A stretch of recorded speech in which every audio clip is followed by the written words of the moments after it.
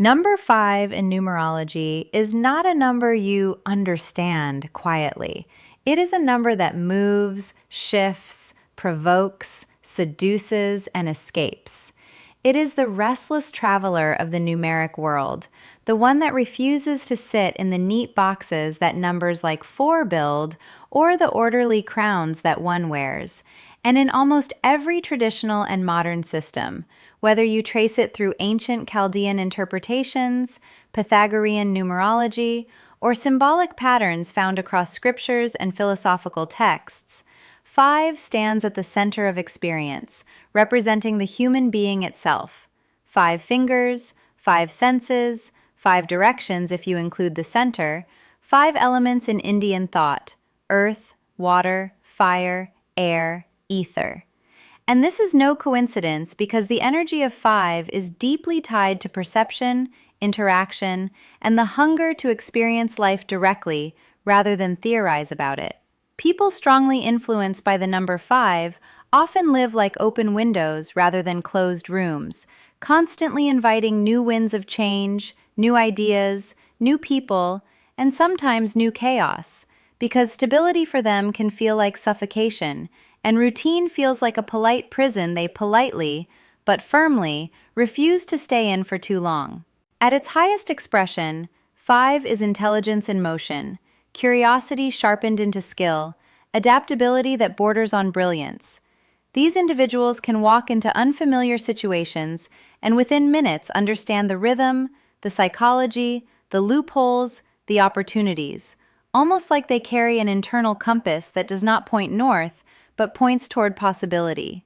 They are natural communicators, negotiators, marketers, travelers, storytellers, performers, healers who use words, and sometimes tricksters who understand human behavior so well that they can influence it with alarming ease, which is why in many traditions the energy of 5 is also associated with Mercury-like qualities: wit, speed, cleverness, duality, and yes, a certain moral flexibility that can either make them brilliant problem solvers or very charming troublemakers, depending on how conscious they are.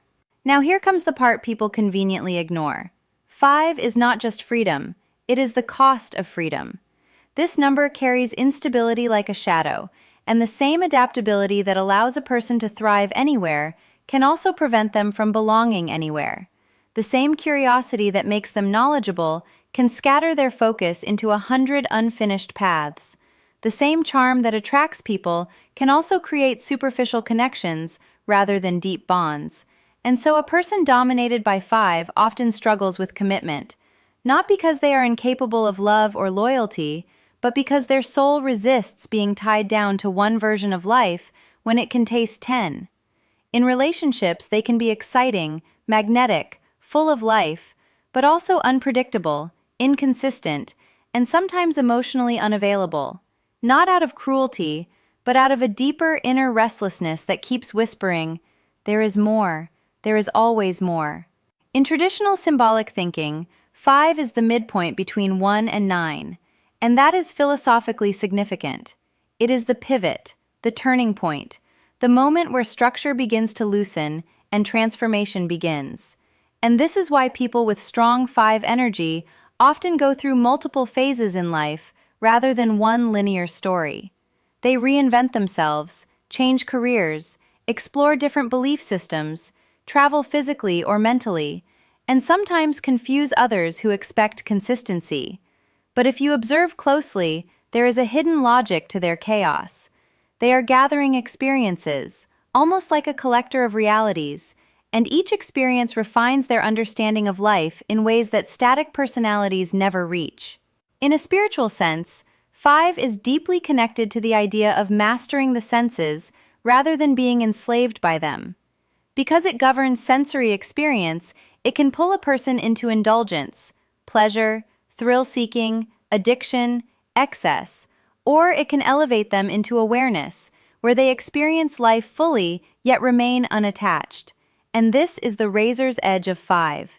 It can create the most vibrant, alive, curious human being, or it can create someone scattered, impulsive, and perpetually dissatisfied, always chasing the next high, but never resting in meaning.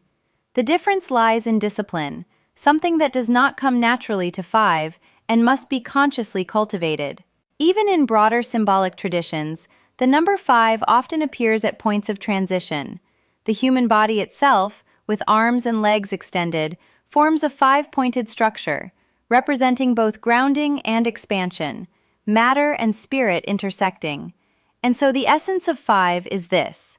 It is the dance between freedom and form, between exploration and direction, between curiosity and chaos. It asks a simple but uncomfortable question: will you use your freedom to grow, or will you let it scatter you?